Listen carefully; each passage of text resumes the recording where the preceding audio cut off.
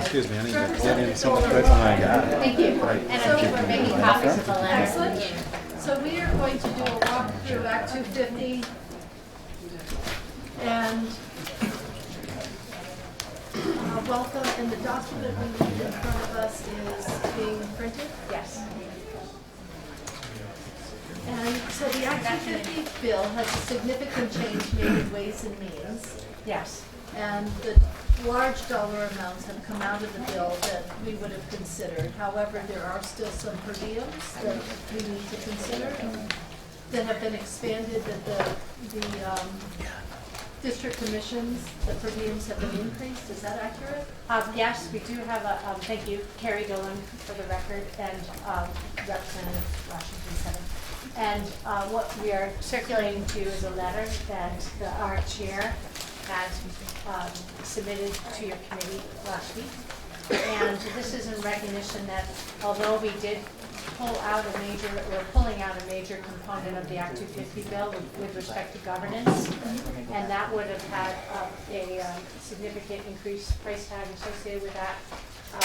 There are two outstanding issues still with the Act 250 bill. One is that the per diem, we're recommending a per diem increase from $50 a day to $100 a day. The per diem has been in place since the 1990s. I think mid-1993, I believe. Is that correct? And that we are having a difficult, as I understand, there's a difficult time finding volunteers at that rate. And so we think that it's time now to increase that per diem cost for the district commissions that are appointed to serve in that role. The second item is that the bill does envision a number of new additional criteria to be considered, including climate change criteria, new jurisdictions on elevation, and new decisions on exemptions of downtown areas, and as well as additional needs for consistent, to ensure consistency across the district commissions, so more training and support for the district commissions in their decision making. And we are recognizing that over time they have lost 2 lawyers, and this request is to support an addition of 2 additional staff at the Natural Resources Board to support their ongoing work and the implementation of the new bill should it pass. Okay, I'm just looking for some information on this bill that I had on my cell phone, so I'm not paying attention to you. Oh, okay. But I need to find it to Yes. follow this. Mary, you have a question? Does the bill as currently proposed call for those 2 additional staff? Yes, initially we had anticipated a significantly greater increase in the budget to support a professional board of three board members plus 2 from the region, with 2 additional lawyers and an administrator to support the workload of a centralized board. But because of the likely outcome of the governance, the question of governance, which would be supported through a committee amendment, we still see the ongoing need for not the 5 FTEs we were envisioning, but 2 additional staff at the Natural Resources Board level. And can you tell me where the dollars are reflecting the increases to the per diems? Oh, in the bill itself? The original bill. Do you have that bill? So this is the statement of purpose, but I'm just looking. But did that change after the new the new board that was going to be created has been taken away? Would that impact the per diems, since there would be more work put back on to the regional commissions? Yes, the district commissions are still in place. There are 9 district commissions around the state, and they are, I believe, 3 appointments, which in the bill proposes 2 alternates.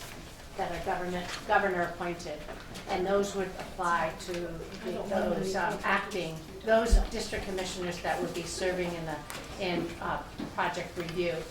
Understand that the original bill had proposed with a centralized system that all major applications would be managed by the centralized system, and that the minor applications, which represent about 80% of the projects, would be handled at the district commission level.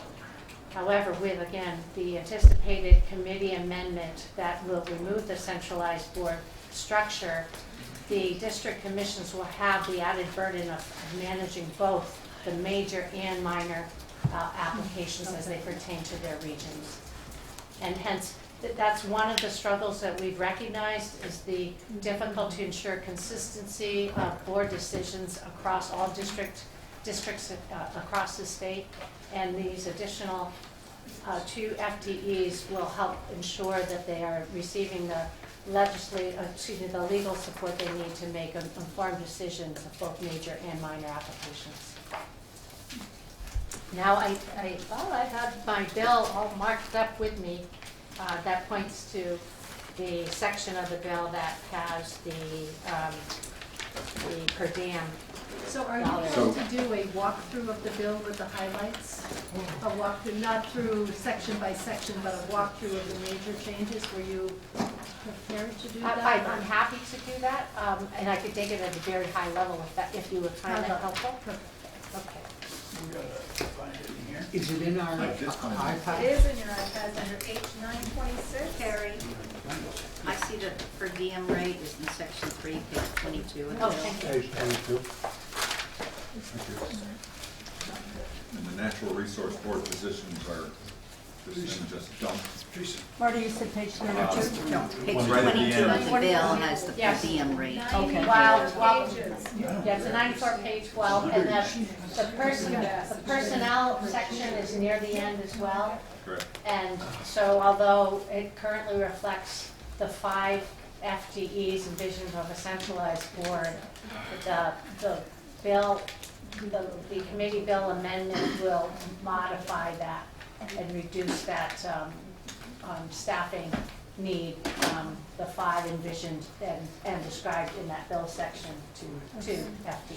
So we should look As at, we introduced. should look at the one as passed out of, No, that's just a which one should we look at? As introduced, it's in Oh. your It iPad. says passed. Page 9. 26. It's a committee bill. It's, Wasn't it a committee bill? Yes, it The is. second version Therefore, was just that's for introduced. it's pretty short. Well, no. Yeah. his amendment. Wait, Yeah, it's wait. Ways and Means Amendment, just, Ways and Means significantly changed the bill. So Right. even, We're just trying to find. oh, okay, as introduced. No. all Ways and Means did was just negate the increase in fees. As introduced again. I mean, Ways and Means is just very short. I think you want to look. It is one thing. Yes, Right, the per diem originally, are in there. yes, Bob, the you want a positions are 96 in page section paper copy? 19 on page 92. You can have one. I want to share with you. Yes, make them one, front and back.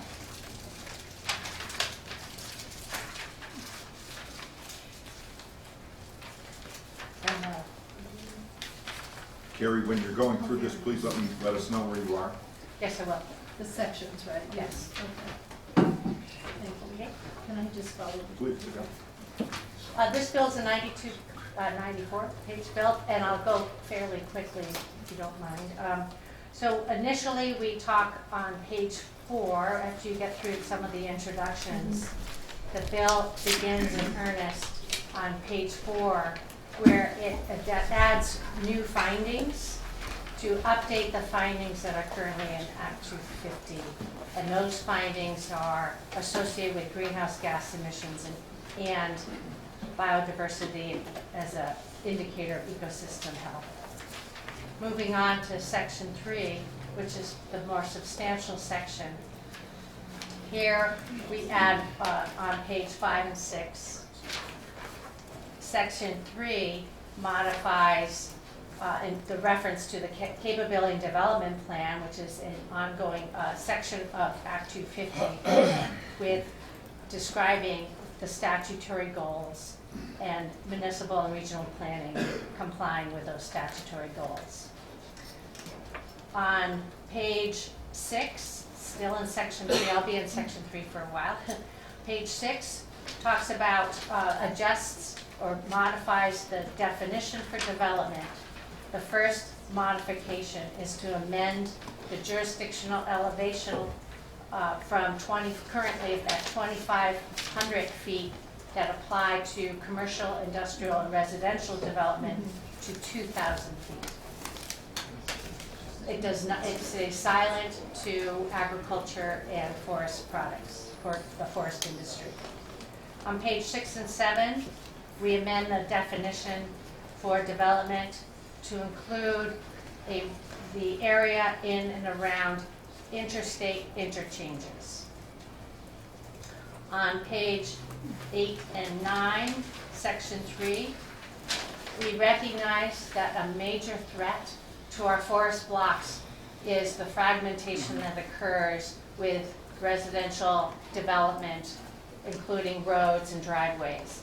And this brings back the concept that had been originally in Act 250, includes an anti-forest fragmentation rule that addresses road lengths and driveways, including driveways.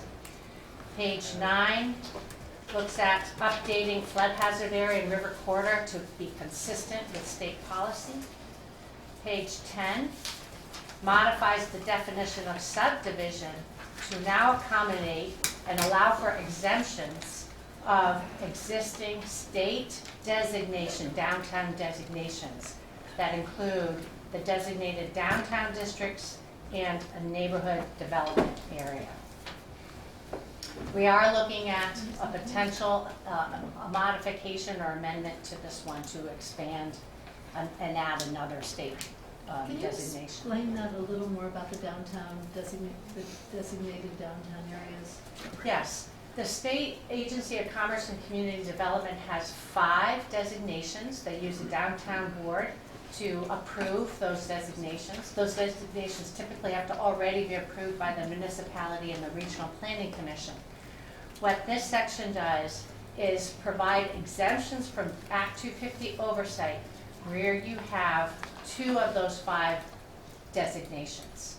Those 2 specifically speak to designated downtown development districts and the neighborhood development area.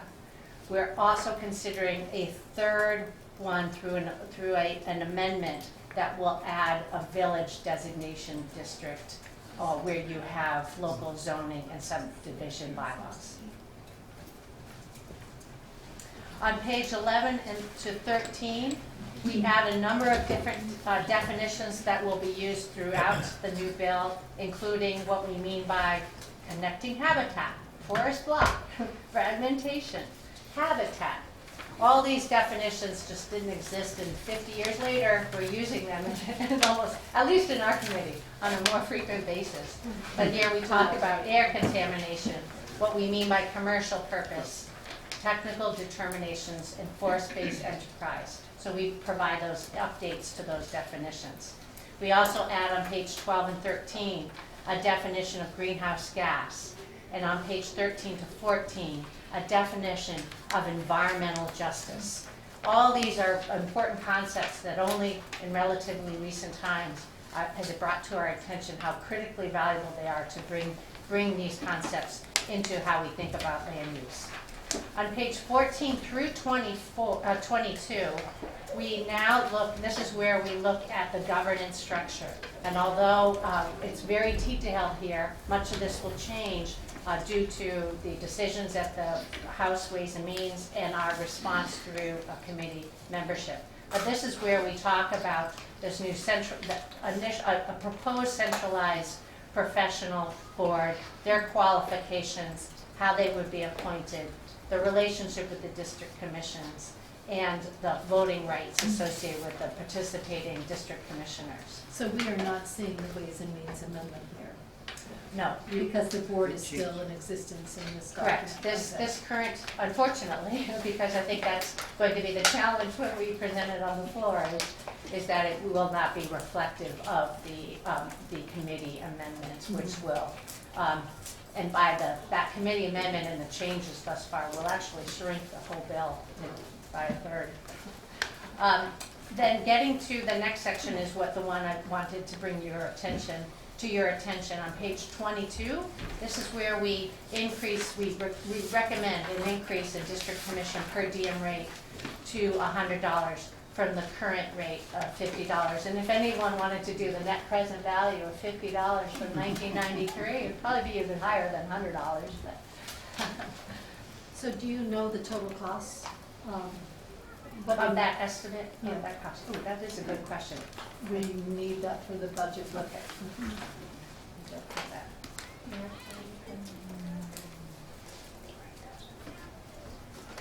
So, Could be 9 commissions with 5 members, 2 alternates, or the alternates on? And those are when they're per diem, so when they're hearing cases. So, but we could get that estimate because we know what their current You just typical double it. workload is and what that would be. That's I might be able to get that Oh, very soon. Greg Boulbol, who's the general counsel, will be able for the Thank you. Natural Resources Board. Thank you. Sure. On page 22 and 24, we actually spell out ex parte rules pertaining to, as part of ethical standards pertaining to communications within district commissions. While they still uphold these ex parte rules, we felt it was important to actually include them in statute. On page 25 is where we require, where we address slate quarries, and you might have heard some of the discussion in and around slate quarries. About 15 years ago, this body had granted an exemption of slate quarries from Act 250 jurisdiction, and there were some consequences to that. And what this proposes to do is just at the first step, have a mapping of those that are registered. The slate quarries were interested in this too. It provides greater clarity to the communities themselves, the landowners, and all involved, the neighbors, to know where these in fact exist. On page 25, we, excuse me, that's where we put that. Let's see. I had talked about those exemptions, jurisdictional exemptions for those downtown districts. On page 24 and 26, this is where we introduce those municipal center exemptions. Page 27 through 32, we recognize that there are this is, I think, let's see.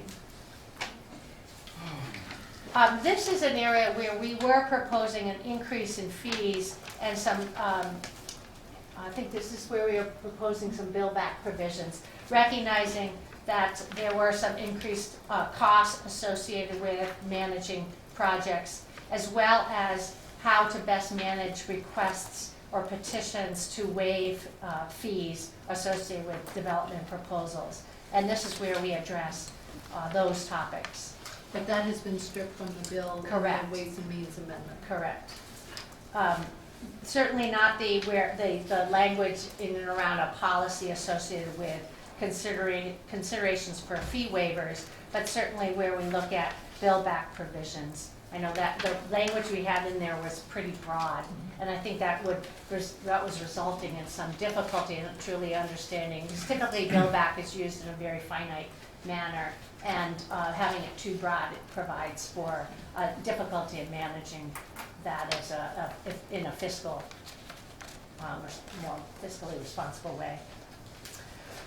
The hearing process and party status is described on page 32 to 43. And then skipping down to page 43 is where the heart of much of the changes in this draft bill begin. This is the Act 250 criteria which are used to evaluate projects. The first step on page 43 was to separate the two criteria. The criteria 1, which covers both air pollution and water pollution, to separate that into 2 separate criteria. And to elaborate a bit more in trying to understand what we mean by undue adverse impacts to air pollution.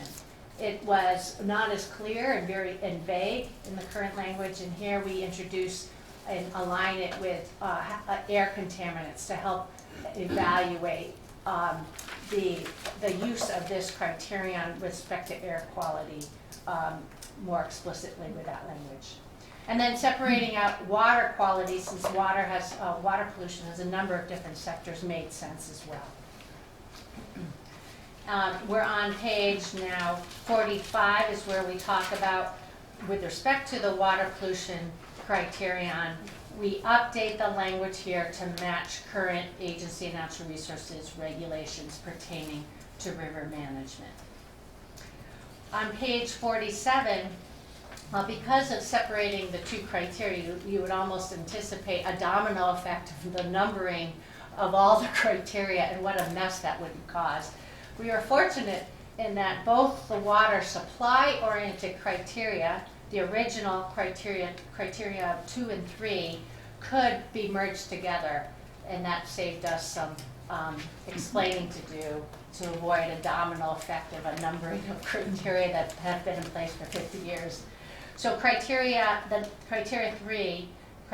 3 now includes 2 subsections or subcriteria. Both are the original language in criteria 2, which deal with water sufficiency, and criterion 3, which dealt with existing impacts to water supply. Bob, you have a question? No change in the context. What is unreasonable congestion? Congestion? Unreasonable Oh, Line congestion. 7. Line 7. We're getting, you're ahead of me. That's in criterion 5.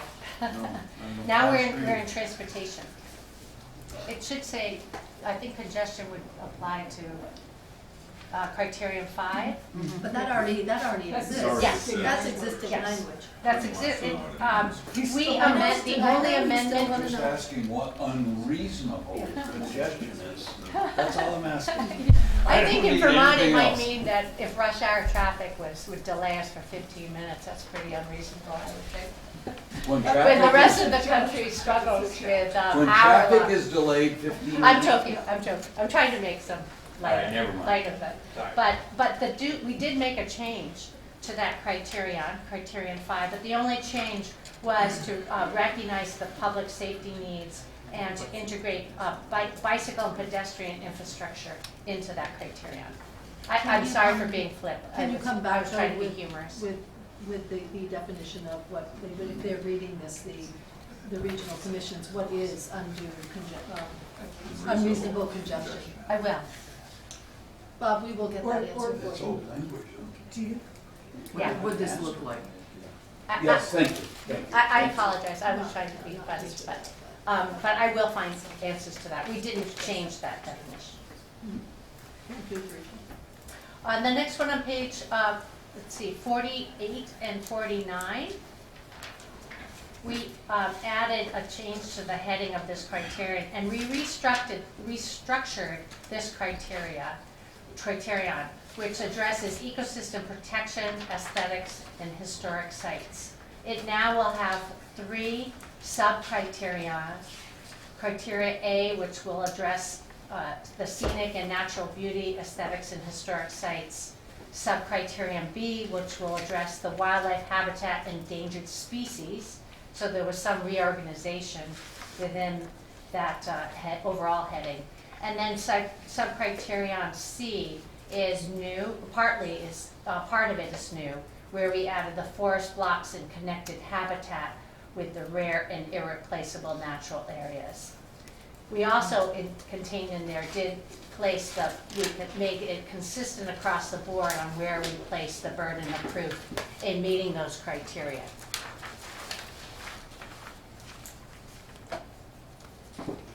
On page 51, we skipped all the way to the next criterion 9F, which looks at, it's the energy efficiency criterion. It had been only speaking about, or using the term energy conservation. We updated it with more modern language.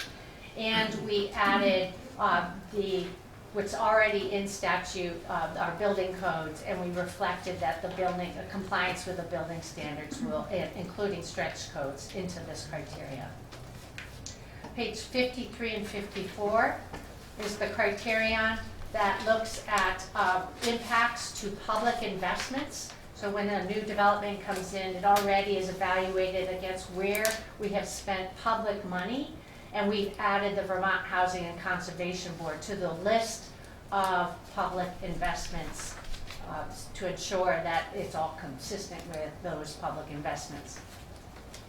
Pages 52 through 53 is where we've added a new criterion 9M, to address climate adaptation strategies. This is in recognition of our vulnerability to flood impacts and other impacts related to extreme weather, and this criterion speaks to achieving greater adaptation, especially with respect to new building infrastructure, and including building design and site design.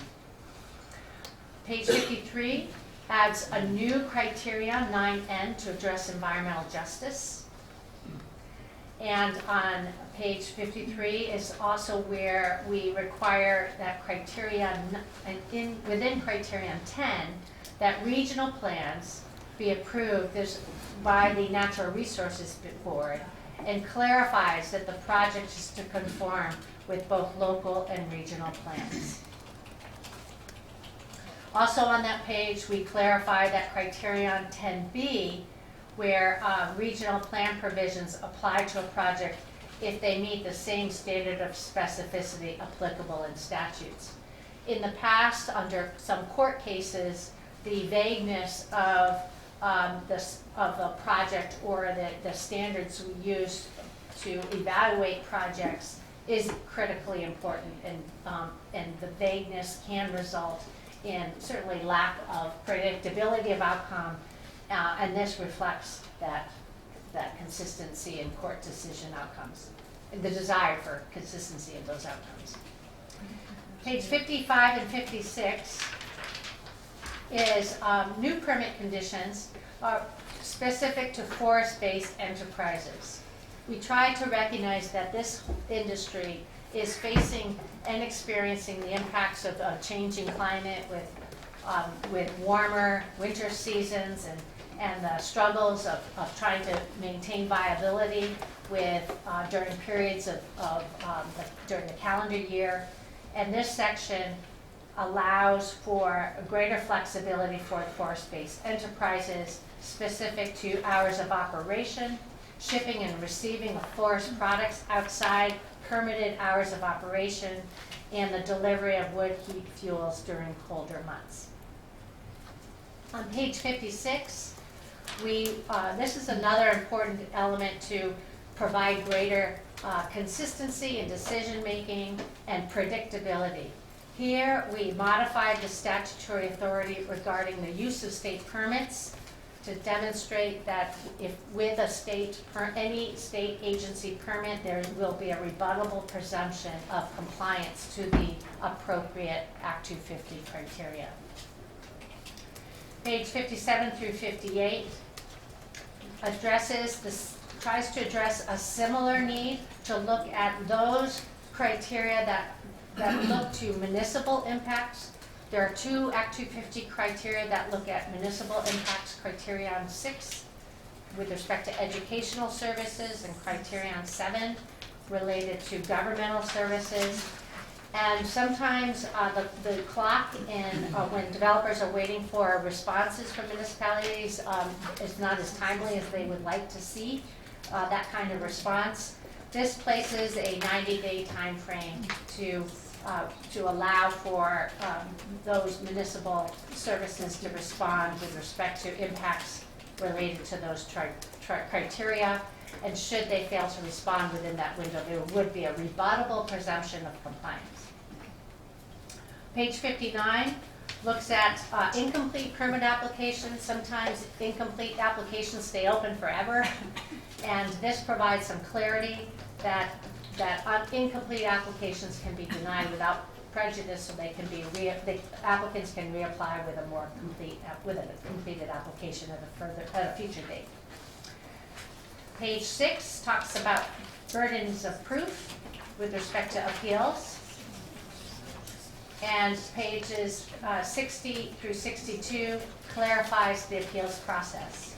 Now, this all assumes that there's a centralized board process. So again, much of this will change to further change from what was being proposed in having appeals go to the Supreme Court for major applications, where we would be reinstating the status quo.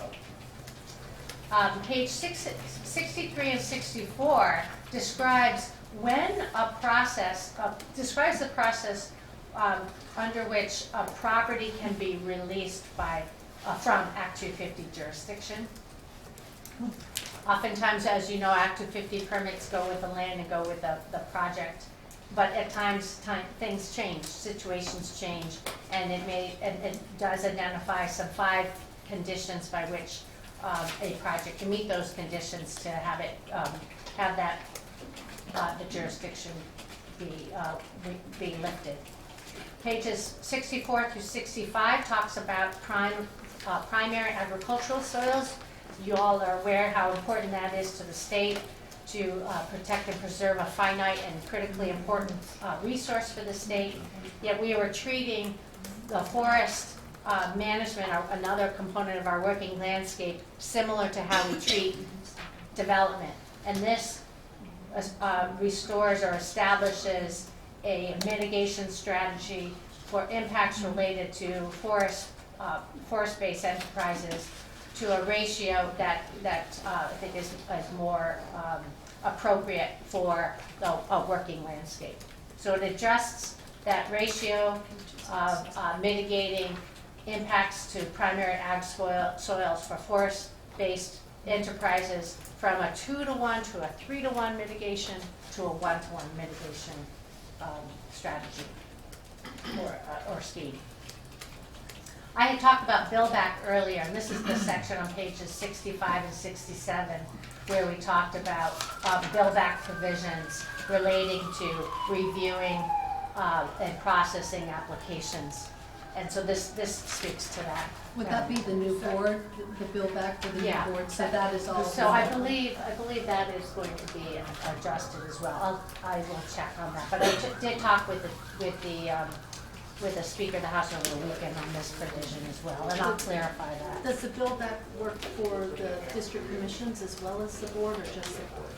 This was to ensure that the language was that the Natural Resources Board will ensure that the district commissions have the resources necessary to effectively manage the cases. And so the billbacks themselves were to support both the district commission and the NRB level. Okay. Could you give us an example of billback? I know what billback is, but what type of activity would create a billback situation? The problem we were trying to address was with respect in a great case is with the Department of Fish and Wildlife. As you know, they have limited means and yet provide such a critical role in ensuring compliance on some of the relevant Act 250 criteria that speak to ecosystem health and natural resources. And so when they would be participating, oftentimes they wouldn't have the budget to cover the cost. And so we were trying to put some guardrails over how they can rely on billback to support their hours dedicated to providing that service. The language we had in here was pretty broad. And I think that it did raise some flags because it wasn't as narrowly defined as where we've had billback currently, but in some agencies when they're reviewing projects. Have you narrowed? I don't know if we've quite resolved this problem, but it's been flagged, I think, by Ways and Means as something of concern. And so I'll try to follow up with you on that question as well. Bob? I believe that's around a $300,000 figure, correct? Annual. Well, whatever Fish and Wildlife. Oh, the on services. Exactly, yeah. We would need to know that number too. That's interesting. Madam Chair, if it's of interest to the committee, I can provide that. Oh, I didn't realize But you were here. would the bill back be just for you or could other entities? So you could talk for you, but could you talk for the It would- total amount of bill backs? It would cross other entities as well, but I think that Billy Coster from the central office of our agency and I could probably give you an idea of what that would look like. Okay, you're gonna be here for a bit? Yep. Great. But that particular section was struck by Ways and Means, Yeah. Correct. 6094. So maybe Not the it's whole not- thing, you're still doing some bill backs with the district commissions. No, it's completely struck. Oh, then I don't need to know it if it's going to be completely gone. I thought the district commissions were still going to be able to do the bill back and just not the board that was struck. No, this would eliminate the ability to do bill back for the entire agency of natural resources, including fish and wildlife. And that's completely struck. Yep. Thank you. And presumably also ag and commerce. Well, correct. Ag has a little bit of a different structure in terms of how they receive payment for Act 250 work. It exists in current statute. Yeah, and we had heard testimony that the department was struggling with how to maintain their role in Act 250 proceedings, and so we've been struggling with how to provide them the appropriate support, because without their involvement in evaluating undue impacts to natural resources, since they play such a critical role, I think we're a little bit in a quandary right now, trying to figure out how to meet that demand.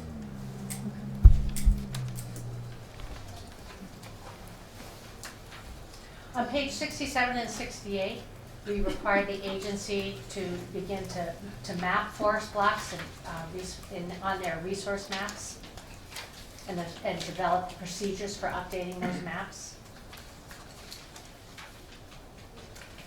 On pages 68 and 69, we describe the appeals process for those municipal designations where they can be appealable to the Natural Resources Board. Right now, that appeals does not exist. The process does not exist. On page 69, I'm sorry, I moved out of section 3. I'm now in section 6 on page 69 and 70, where we specify that the Natural Resources Board will also approve regional plans. Right now, the municipalities are members to the regional planning commissions, and they are engaged in approving regional plans. And yet we still need to ensure consistency of meeting the state planning goals across all regional planning commissions and those regional plans. And this helps to tie that together. Oh, yes, I'm sorry, I was reading. Yeah. So is additional staff going to be required to do that sort of? We did not add additional staff to that task. Is there sufficient staff at the board to do this work? I think we had taken testimony on this role, but I can't recall the. Are you, Yeah. so it's Greg Boulbol, I'm the general counsel for the Natural Resources Board. It sounds like there are a number of tasks that the Natural Resources Board would be left with, even without the changes that had been proposed with respect to the change in the structure of the board. One of them being, for instance, handling appeals from municipalities with respect to village and designated center status. So I imagine we probably would need additional resources to manage those types of appeals, as well as other tasks that may remain in the board, despite the fact that the board structure itself is not changing. And I think that goes to the letter that we had submitted to you, that you have in front of you, that speak to having those additional staff members. This is one of those additional tasks. So yes, you're correct. But the two attorneys would Assist in that effort. On page 70, on section 7 now, this specifies that municipal plans will need to be consistent with the statutory goals for municipal and regional planning. They need to anyway, as described in the state planning chapter, Title 24, but this specifies that with respect to Act Act 250. On section 8 on page 70 to 72, this talks about ensuring that the role of the municipal panel, which it could be a select board, it could be a development review board, but the appropriate municipal panel that would be overseeing Act 250 permits. So if they, at the time where you have an existing structure or building or development that has an Act 250 permit with conditions that were specific to that building, and now it's located in one of these exempt areas, this ensures that the municipal panel will adopt the oversight of those permit conditions. Those permit conditions were usually negotiated to help minimize traffic, noise, congestion, and this ensures that that will continue. It also identifies those conditions in which, as I mentioned, that the full role of those municipal panels. On page 72, section 10, it contains the repeals provisions regarding the applicant seeking a permit or permit amendment in these designated downtown development districts. What are the appeals, what's the appeals process associated with that? Section 10 and 11 on page 72 to 83 describes the appeals route associated with the NRB and district commission decisions under this centralized board structure. It also talks about whether and to the extent to which consolidation of environmental appeals can take place. Under a centralized system, it would have been difficult to have consolidation occur because municipal and regional appeals typically go to the environmental division of Superior Court, where the new centralized board would have appeals go to the Supreme Court. By the committee amendment that will be removing the centralized board and reverting back to the existing structure, the opportunity for greater efficiency through a consolidated appeals process will once again can occur.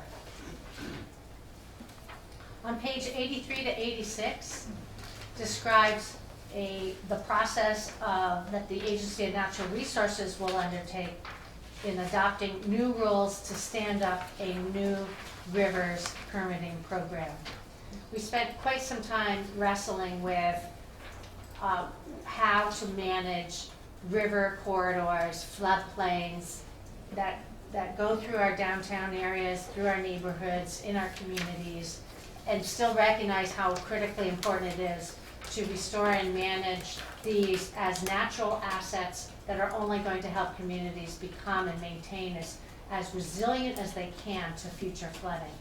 This whole program focuses on identifying, targeting the highest value river corridors and floodplains to ensure that we can manage their ecosystem services of flood protection to continue over time, ensure a greater resilience to future flooding. This is all about those rules that will be adopted in establishing this new program. On page 86 and 87 is section 13. We had talked about, or at least I made reference to new language with respect to environmental justice, racial equity, and diversity. While we may have included definitions, we still felt unprepared to really fully understand the magnitude of need.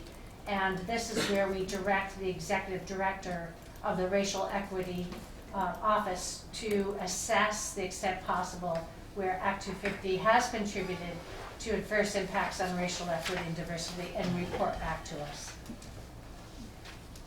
On page 87 and 89 is section 14, which directs the Natural Resources Board to report back on various aspects of Act 250, including the capability development plan in particular, hold public meetings and information meetings regarding this report, and to finalize this report. by March of 2021. Section 15 on page 89 and 90 describes general revisions that the Office of Ledge Counsel will undertake. Section 16 on page 90 and 91 describes the rulemaking associated with criterion 8, the forest fragmentation and habitat protection criteria.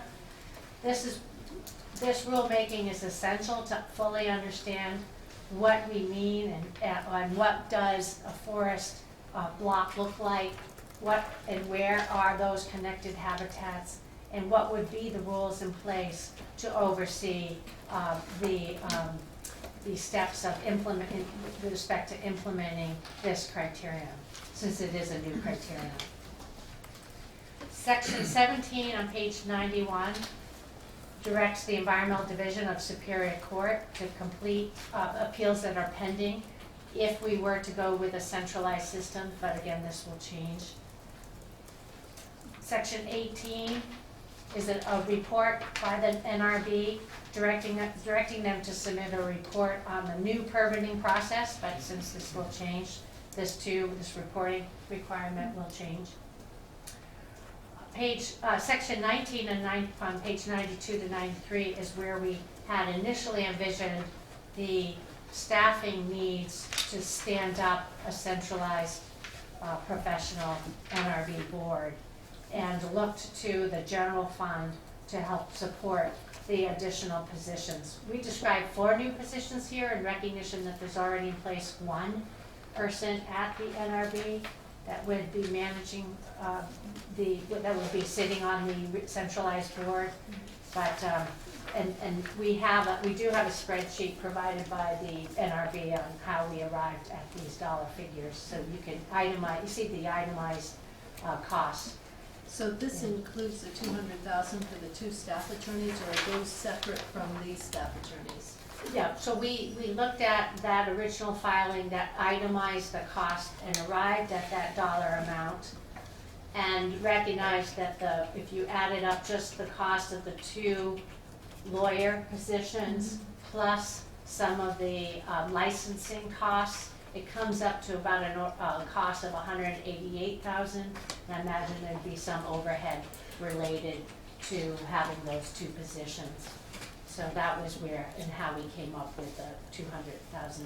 So are you asking for the 200,000 or the 640,000? The 200,000. The 640,000 was associated with a centralized board. With a centralized board. But the letter that we have in front of you that we filed with you on Friday reflects that because of the response of Ways and Means with respect to the section pertaining to the cost of the centralized system, we still recognize from some of the tasks that we outlined with the new criteria, new responsibilities, that we still asked for 2 positions to support the NRB in their work. Peter? So you had $200,000, two positions for lawyers. Are they brand new lawyers? They were staggered. I think one was more senior than the other. Typically, a position is about $75,000, but then when you put benefits in, you can add another 40. So there's 115 each, or $230,000 right there. You got fit-up costs and computers, etc. We're approaching $300,000. So how did you come to 200? I relied on the itemized budget that the NRB provided. We are happy to provide that Please. look through. If you'd like, I could send it on to your committee. Please. Thank you. Great. By the way, that budget will include all of the costs that were associated with the original proposal to change the board structure as well. But I think you'll be able to glean whatever you need to glean from that itemization. And we're so close near the end on page 93 specifies a transition in terms of how to transition to a centralized board that will change. And on the final couple of pages, section 21 pertains to the effective dates, which will also be adjusted. So I'm confused. I'm looking at the Ways and Means Amendment, where they have struck the funding for the board, but they didn't strike the language that created the board. Yeah, and that will be a committee amendment. That will be a committee amendment Yes. that is coming. Yes. Okay. So, And we have and in fact, our fearless leader of our Ledge Council has actually drafted the new bill, and I think it's down to 53 pages. So we do have a bill where we've extracted all the components that we're speaking to the Ways and Means adjustment and the amendment that will resort back to the current status quo on the board structure. okay, thank you. Bob?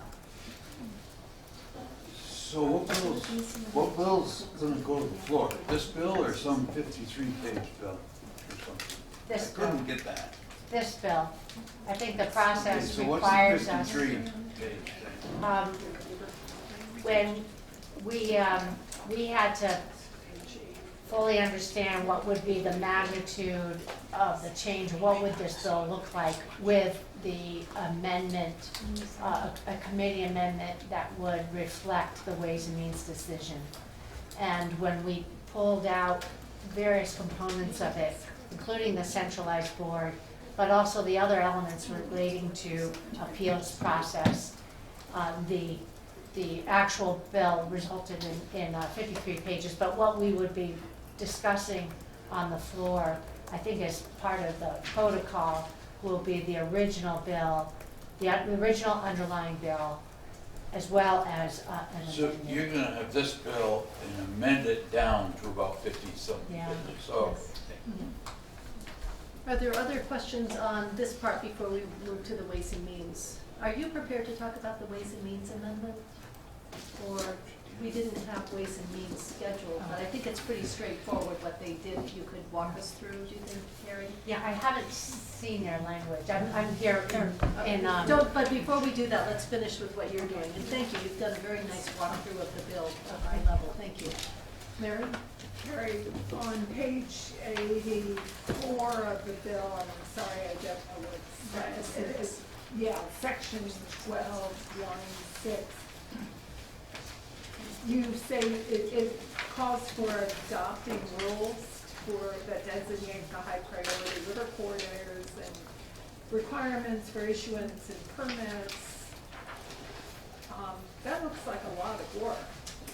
And who is responsible for managing those rules? And will it take staff to do that work? I have to say, I haven't been part of those discussions, but as I understand, and you can see that some of the dates are out into the future.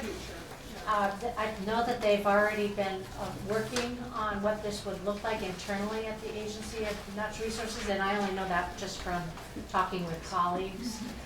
I know this would be housed within the Rivers program in the Watershed Division of the Department of Environmental Conservation.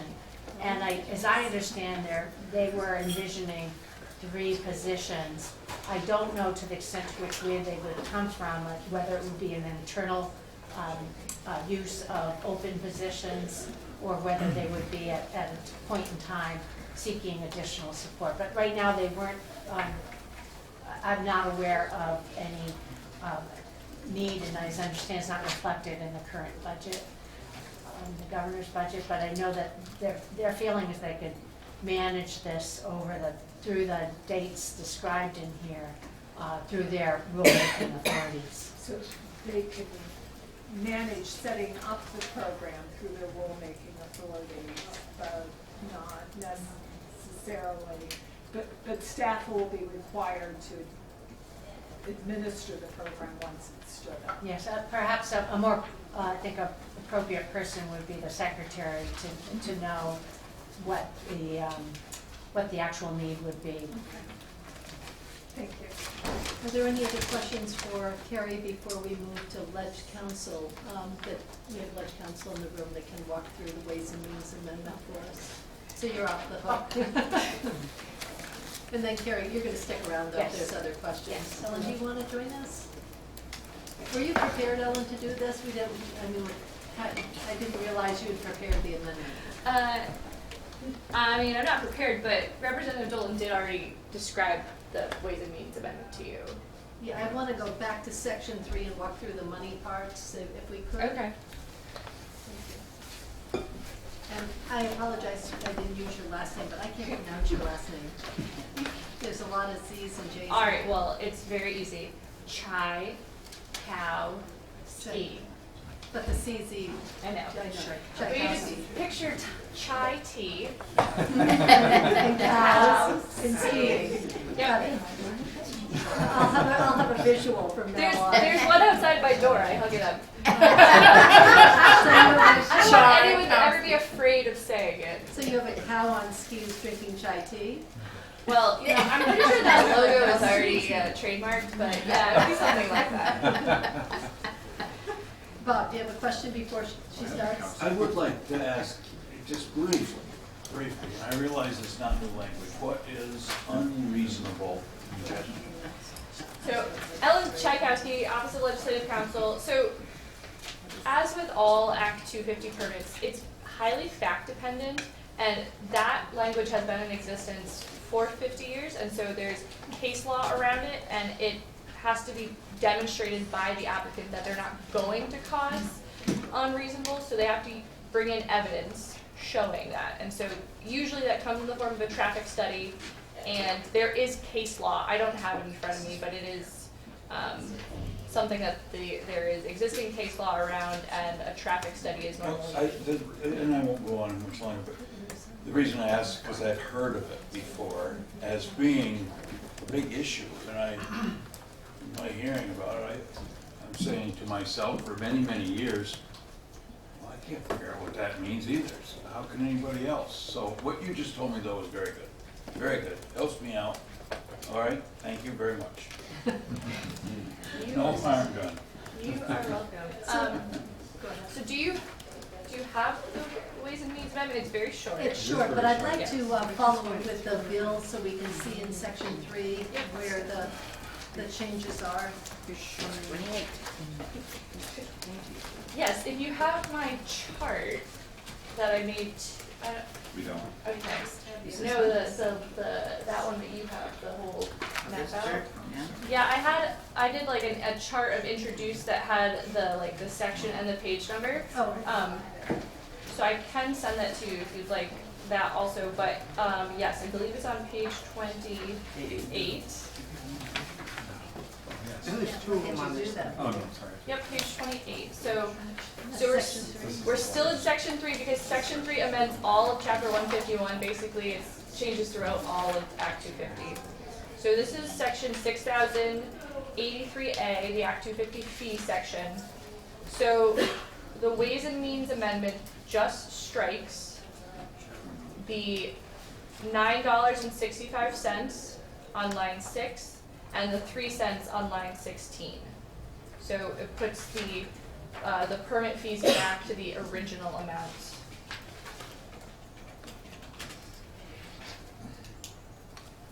Okay. And then the third instance? It strikes all of section 6094, which is the bill back authority. Where does that start? Page 65. 60. Yep, 65. So the increase in the fees was going to pay for the new board that was going to be developed. Yes. And that has been completely stripped in the Committee of Jurisdictions amendment. They will then take out all the pieces relating to mention and duties of the board. Yes. Okay, and then section 3 is what the Commissioner of Fish and Wildlife had mentioned. All the bill back pieces are reflected in this and are struck. Yes. Okay. Okay. Questions for Ellen? So the fees are struck, the bill back is struck, and then the amendment that we haven't seen yet from the Committee of Jurisdiction will strike all the language associated with those pieces. No questions for Ellen?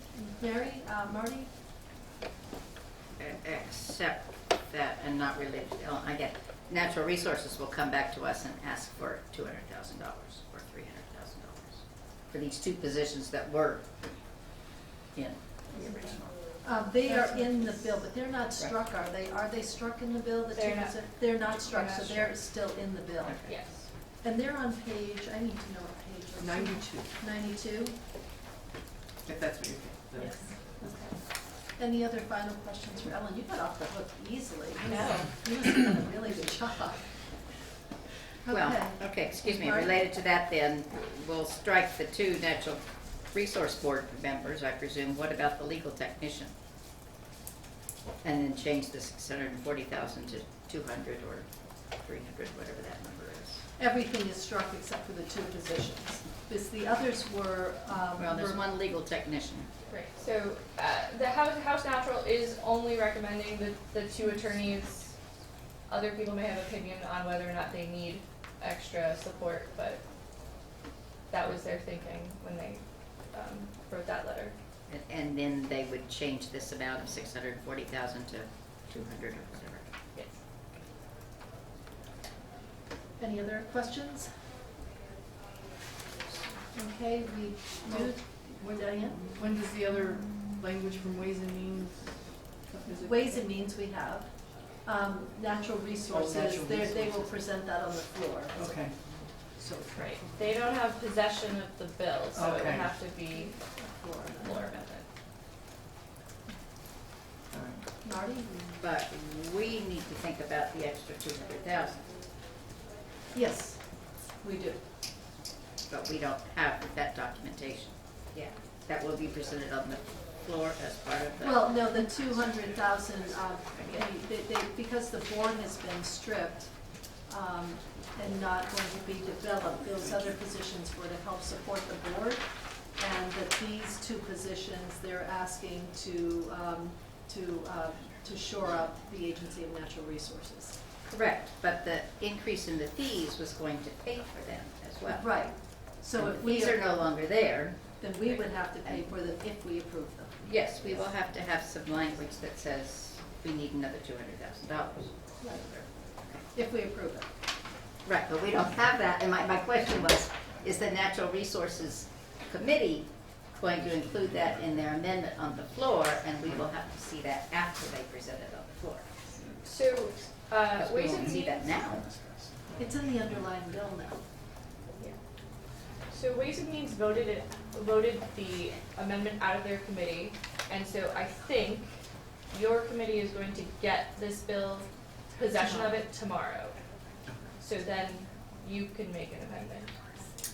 And yes, Natural Resources has not made the amendment striking the board yet, but that amendment would probably come last, and so it would coincide with yours.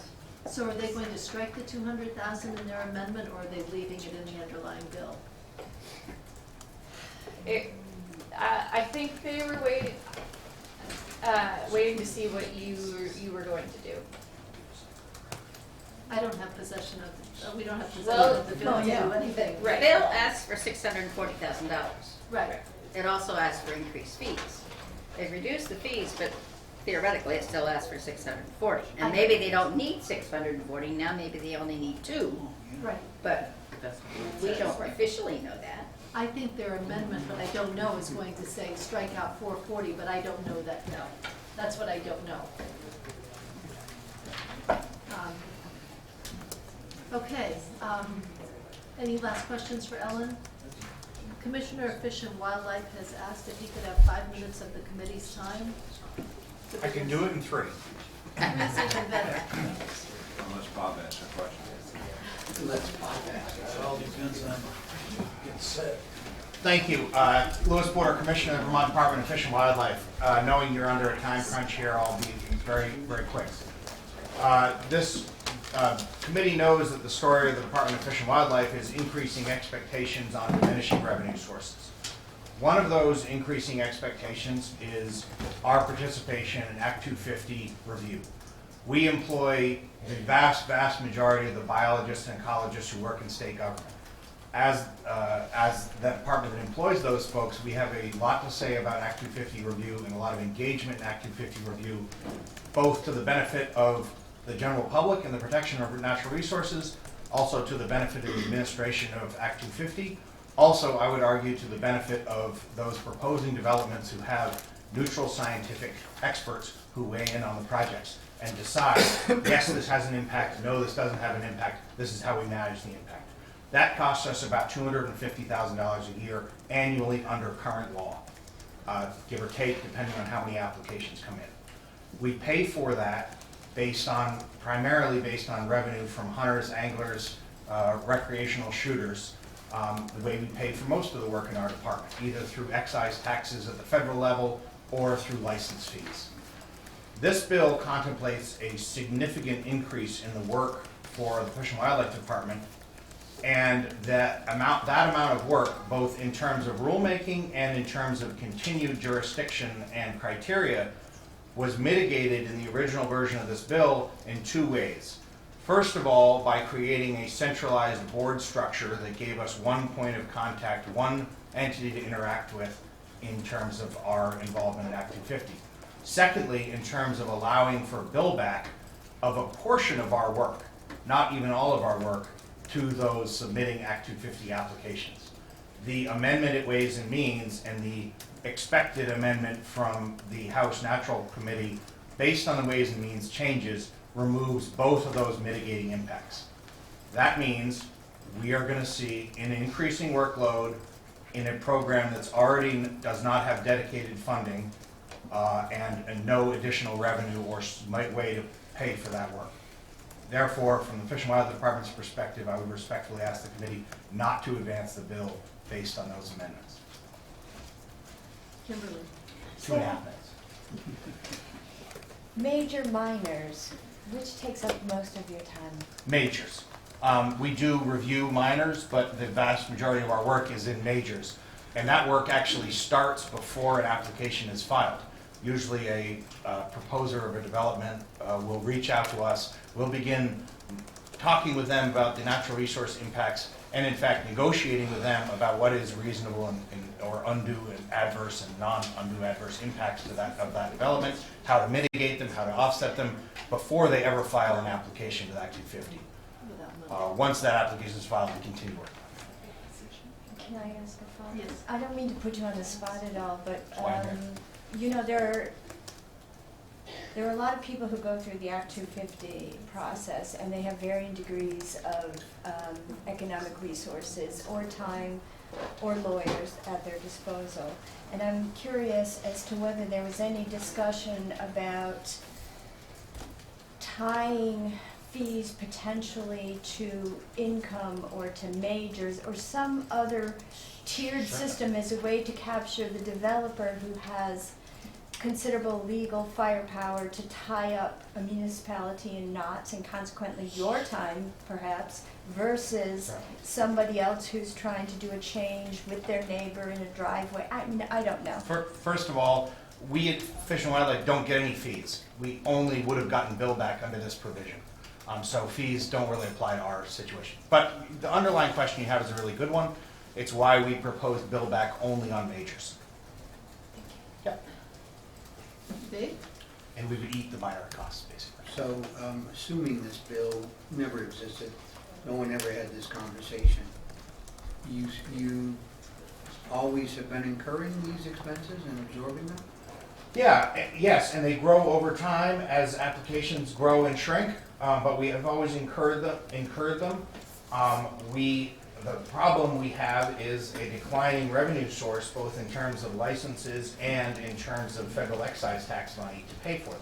So essentially, we have been, hunters, anglers, and trappers and recreational shooters have been subsidizing the costs of developers and of other Vermonters being involved in this Act 250 system through our involvement. It's finally gotten to the point where you can't tolerate it anymore. And a number of years ago, we received a big chunk of mitigation money from one of these projects. We used that to pay for some of that work. That money's coming to an end. At some point, and not this next fiscal year, but at some point in the not very distant future, even if no statutes are changed, we're going to have to decide, Do we forego having a biologist work on a certain species, or do we forego our engagement in regulatory work? Both important. So if the Ways and Means Amendment were modified to allow the bill back, you'd be supportive? That would be certainly offset a large share of our costs, but not entirely, and let me explain why if I could. First of all, to Representative Jessup's point, it wouldn't cover minors. We're willing to do that. It also wouldn't cover any pre-application costs. A significant share of our work in Act 250 involves pre-application negotiations. Obviously, you can't bill back before somebody files an application. So that would be a share uncovered. Even more importantly, the lack of the centralized structure that was contemplated in the original bill means that we have to interact with district commissions all over the state rather than direct through one NRB. Which you have been doing.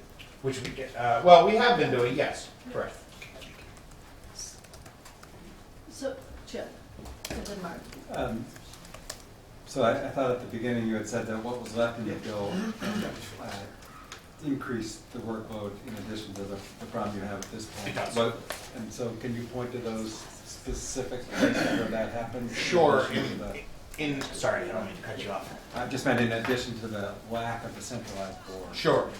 Really in two major ways. First, there's the rulemaking contemplated in the creation of the new rule structure. We will be deeply involved in that as the department that employs the experts. Once that rulemaking is done and the new system goes into place, we will work not only on the existing wildlife criteria, but on the other expanded criteria and additional projects contemplated in this bill. Let me put it two different ways. This bill will bring more projects in under Act 250 coverage, and it increases the scope of what's considered in an Act 250 application through the fragmentation criteria, through the elevation changes. Does that make sense? Hard to put a number on exactly how much that will be. But. So are there projects that will go out that would offset the new projects that would come in? I don't believe this bill contemplates anybody being out that is currently in. The downtowns, the village centers. Oh, downtowns and village centers, right, good point, thank you. Those are a small share of our workload in Act 250 review. Most of those projects are covered. When wildlife habitat comes into play in those is fairly rare. I won't say never, but it's fairly rare that there's wildlife habitat. There are threatened and endangered species impacts that come into play in those developments, but this doesn't contemplate changing how threatened and endangered species are developed. Marty? I just wonder, is your department not authorized to pull from the Act 250 permit fund for work that your Correct, does? we are not. Neither through billback nor fees. The central office does get a portion of the fees. Right. Not enough to even cover the central office work, much less the Fish and Wildlife Department work. So it is being paid for by your other revenues. By other revenues. Yeah. Okay. The one exception to that is when we get a mitigation payment in a big project. That's an unstable and very variable funding source, as you can imagine. Mary? Other than how your department pays for the work that you do, special fees, arguably every entity in state government that participates in the Act 250 review process bears a cost associated with the Act 250 review process. But most of them have a funding source in some form or another. The Agency of Ag has prime ag soil mitigation payments, some of which go to support their staff costs. A&R Central Office receives some fees from the Act 250 process, not nearly enough to cover their costs, but receives some share. The NRB receives fees to cover their work and contemplates more in this bill. Transportation, ACCD?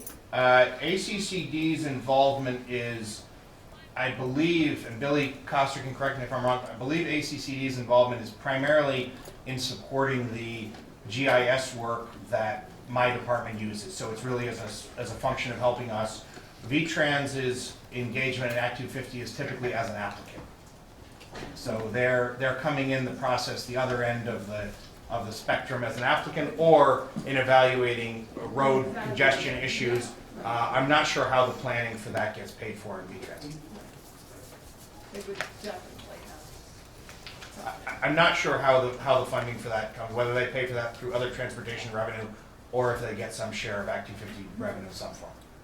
When Ways and Means was considering the bill, did you happen to testify in there I did. for increasing the fees to cover the cost of this program? I did not have a chance to do that. And so it really isn't I mean, it is a general fund issue right now, but basically the fees that are charged at this point are not covering your costs across the board. I mean, across A&R, across everywhere that And- you've mentioned. Correct, and the bill as contemplated will make that more so. So, So I'm Mary? curious why they admit, if these are not covering the current costs of running programs, I'm curious why the administration has not proposed fee increases just to cover current costs, let alone what these potential future costs are. I think two reasons. One is, this is a natural resource protection tool. And so we don't fund our budget just so we can all be employed. We fund it to protect natural resources. So I think there's a recognition that to the extent we're using those license revenues and other revenues to protect natural resources, that is what they should be spent on. What I'm flagging for is we have less money and more expectations. And we did propose a bill-back mechanism that would have at least mitigated to a significant share of this impact. You could also recoup it through fee revenue. Right. You could. It seemed to us reasonable to have a bill-back mechanism in which we are billing developers of projects for the actual work we provide, not an estimate of how much we're going to spend. It costs us some effort in terms of administration and bureaucracy to do it that way, but I think it's reasonable for developers to expect that we're not going to give them an estimate. We're going to give them a bill that says, we had a bear biologist work on this project for 5 hours and an ecologist work on it for 6 hours, and this is your bill. A bill back is essentially a fee. I mean, it's essentially, I mean, you're It's a still, specialized- you're still charging. I mean, a fee is supposed to charge for, recoup the costs of the work done. A bill back recoups the costs of the work done. And so it just seems like we're adding a new layer of collecting money when we have one mechanism to collect money. Why add a new layer to collect money? And especially even if the board didn't happen, it seemed like it's obvious there's a problem with the amount that you were able to recoup from your expertise anyway. Regardless if this bill hit our desk, you had a problem with costs in Act 250. Undoubtedly. So would you have recommended a bill back at that time, even if there wasn't an Act 250 bill? I would take bill back any way I can get it, Madam Chair. Would you take increased fees? Well, here's why I think the bill back is a better mechanism. It is somewhat administratively, additional administrative work, as you point out. However, it's an individualized fee that measures the exact commitment made by my biologist to each project. Therefore, I think that's a fairer mechanism, all things considered, than a fee, a generalized estimated fee. Secondly, it solves the issue that Representative Jessup brought up, which is we bill back only on major projects, which are generally ones that have more financial support behind them.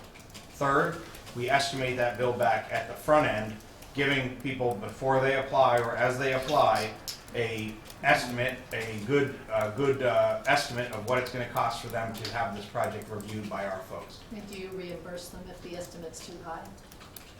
No, because they won't be paying us until the end of the project, so there wouldn't be anything to reimburse. So you would adjust the estimate? There was a provision in the bill back authority which gave the applicant the ability to appeal to the Natural Resources Board if they disputed our bill back.